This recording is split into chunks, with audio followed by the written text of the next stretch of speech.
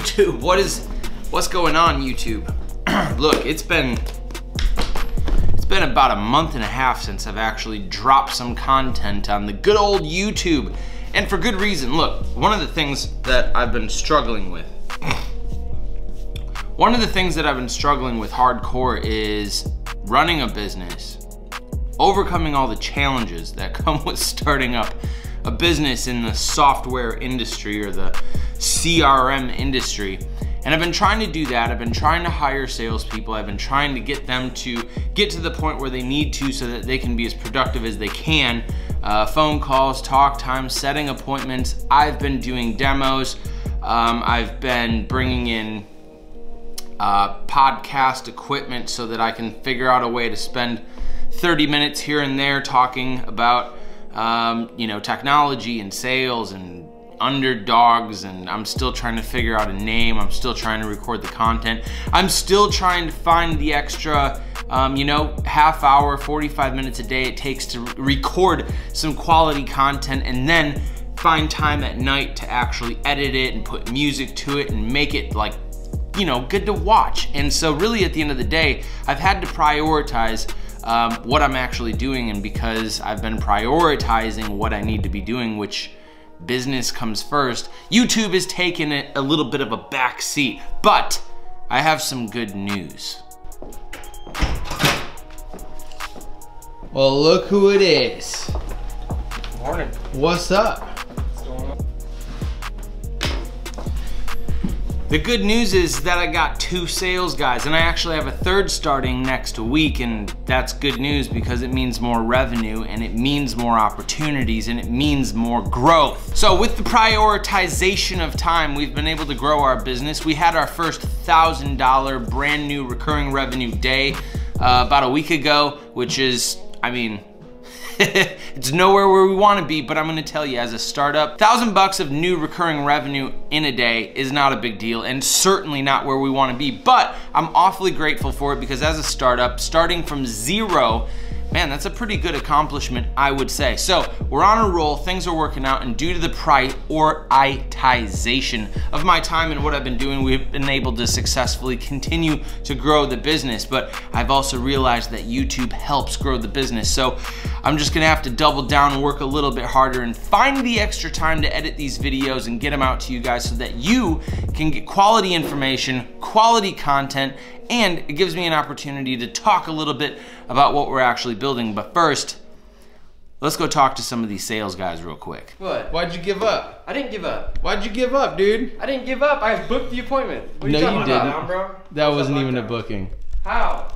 We're over here doing some role playing in the morning because it's important that these guys understand what to do when the phones actually start ringing and when people start actually picking up the phone. How did I not book the appointment? Okay, so at gave me a date, a time, everything.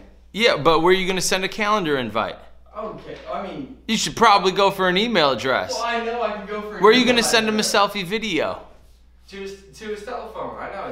How'd you get that? I didn't hear anybody ask me for my cell phone number. I thought that was the easy shit. Honestly. If it's easy, then why not do it? Did it yesterday. Didn't do it today. Well, I haven't started yet. Dude, it's gotta be so consistent, dude, that it's impossible for you to forget it. Amateurs are gonna practice until they get it right. Professionals are gonna practice it so much that they can't get it wrong. No matter what. If I'm shooting you with a Nerf gun, you're still like, hey man, we're gonna text that link to.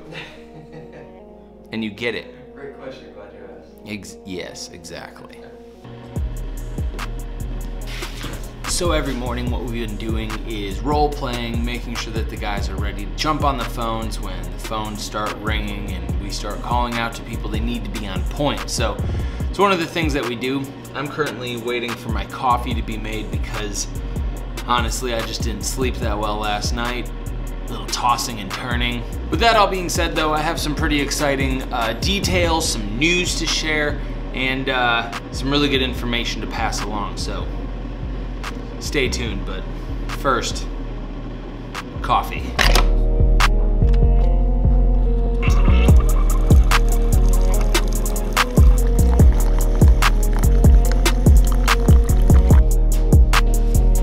All right. 9:56. Got a 10 o'clock demo with a company that has multiple users, which is exactly how it should be. Shout out to my friend Brian Hess, Top Contractor School. Cookies is for closers. Coffee's for closers too. Still a little tired. I'm trying to get my coffee in so that I can get my energy up for this demo, because it's important to get your energy up. If you're flat-footed in sports, you're gonna get dunked on. If you're flat-footed in sales, you're gonna get dunked on. The point of sales is put points on the board. So we got this demo coming up. I'm on the Zoom call. I'm locked and loaded. One of the questions that I get pretty often actually is like pre-sales presentation rituals. And I'll be honest with you, I don't really have any.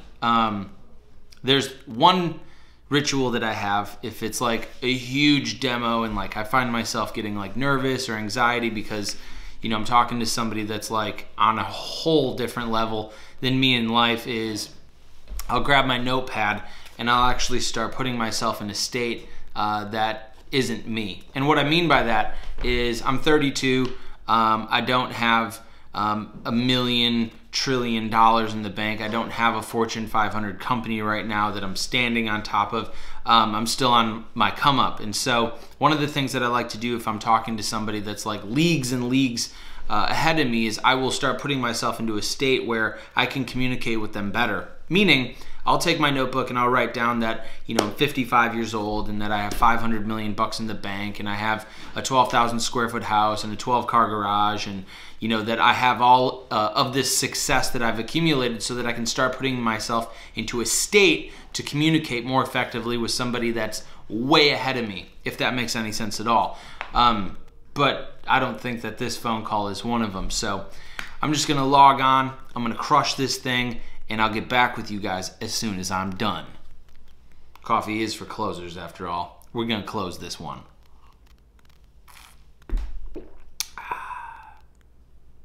Let's get it.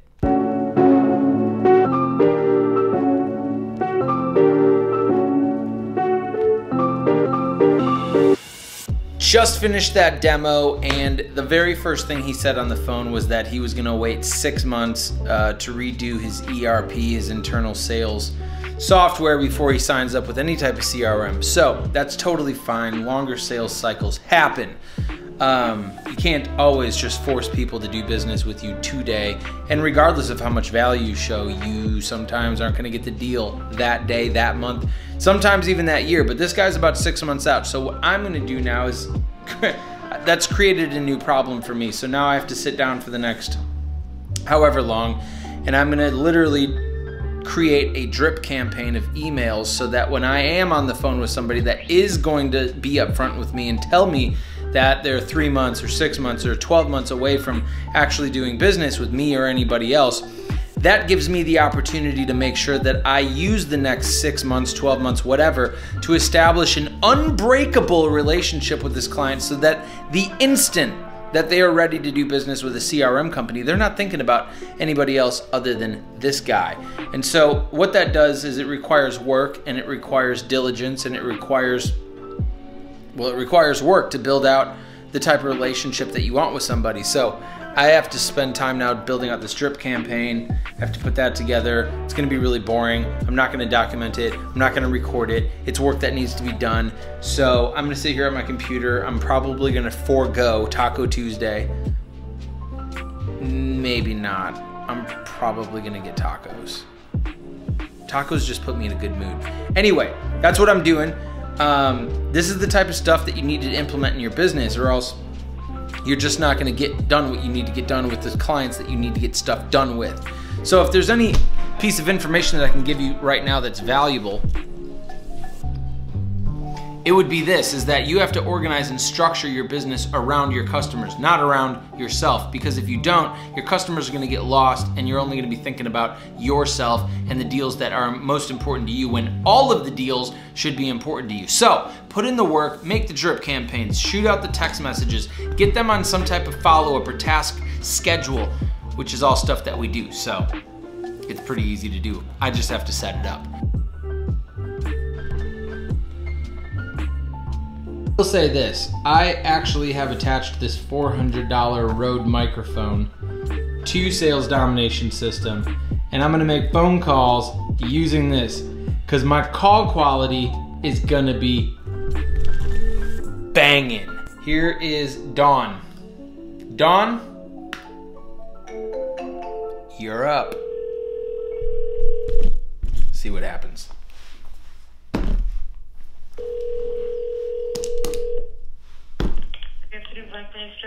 Hi, looking for Dawn, please. I'm sorry, who? Dawn. Dawn's no longer with the company. Gosh, my boss must have given me the wrong name. Do you know who the right person would be to talk to about your company's CRM? The part number CRM? No, the CRM, like the sales software that your team uses to manage relationships with customers. Okay, what you do, Rick, the person you want to talk to is Rick, but he's at lunch. Do you want to send him an email? And he can answer you right back when he gets back? Yeah, what's his email address? It's Rick, and that's correct. Awesome. I'll shoot him an email right away. Okay, thank you. Thank you. So, by the way, if you're calling a contact list and the person that you're reaching out to doesn't work there or has passed away or isn't around, just blame it on your boss. It's the easiest way out of these situations, and blame it on your boss. That's what I do, and I don't even have a boss to blame. When you're making phone calls and somebody's like, hey, he's been deceased, or, doesn't work here anymore. Just say exactly what I said and you'll get out of trouble, and you can just continue on. And then you can get the email address or the phone number of the person you actually need to talk to. So, little pointer right there.